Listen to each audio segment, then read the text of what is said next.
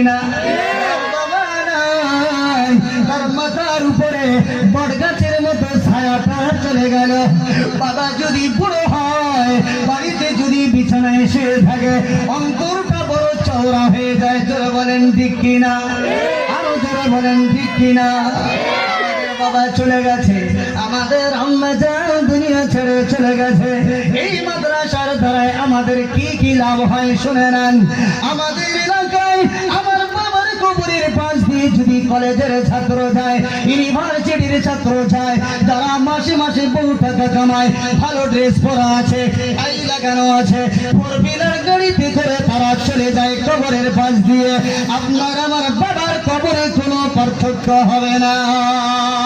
কিন্তু যে টাকা দিয়ে পয়সা দিয়ে এই মাদ্রাসা আমরা চালাই, মাদ্রাসায় ফজরের পরে থেকে নিয়ে রাত 11টা পর্যন্ত হুজুরেরা কালামে পাকের শিক্ষা দেয়, তাই কি দেয় না বলেন? এই কোরআনের শিক্ষা নেওয়ার পর ছোট ছোট মাসুম বাচ্চারা কোরআন শিখে, গোটা কোরআনটা তারা সিনায় রাখে, তারা তরজমা পড়ে, তাফসীর পড়ে। এর মজা আমাদের হয়, কত লাভ হয় জানেন?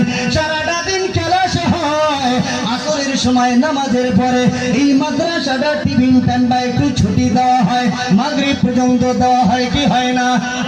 আওয়াজ নিয়ে হয় কি হয় না? এই অল্প সময় কিছু বাচ্চারা মাদ্রাসায় খেলাধুলা করে, আর কিছু বাচ্চা আছে আমাদের এলাকায় তারা একটু তাফরীহ করে ঘুরে বেড়ায়। বেড়ায় কি বেড়ায় না বলেন? আওয়াজ নেই, বেড়ায় কি বেড়ায় না?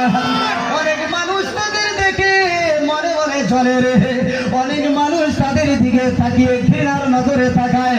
মাথায় চুলগুলো ভালো না, টুপিটা নোংরা হয়ে আছে, মাথায় তেল দেওয়া নাই, মুখে ক্রিম লাগানো নাই, লেবাসটা ময়লা, দেখতেও তাকে ভালো লাগে না।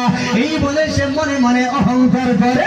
কিন্তু মনে রাখবে ভাই, এই বাচ্চাগুলো যাদের সিনায় কোরআন আছে, এই বাচ্চা যদি চলতে চলতে অজান্তে তোমার বাবার কবরের পাশ দিয়ে বেরিয়ে যায়, অজান্তে তোমার জানতে কিনি মায়ের কবরের পাশ দিয়ে হেঁটে যায়, ওই কবরে যদি আজাদ থাকে, তুমি সন্তান হয়ে যেটা করতে পারলে না, সন্তান হয়ে নামাজে যাও না, সন্তান হয়ে হাত ধরে দোয়াও করতে পারো না, কোরআনও পড়তে জানো না, কিন্তু সামান্য টাকা তুমি মাদ্রাসায় দিছ, এই টাকার বিনিময়ে ওই বাচ্চা যদি তোমার বাবার কবরের পাশ দিয়ে চলে যায়, আমার আল্লাহ ওই তালিব ইলমের ওসিলা করে, কোরআনে পাকের ওসিলায় তোমার আমার বাবা আর মায়ের কবরের আযাব ক্ষমা করে দাও।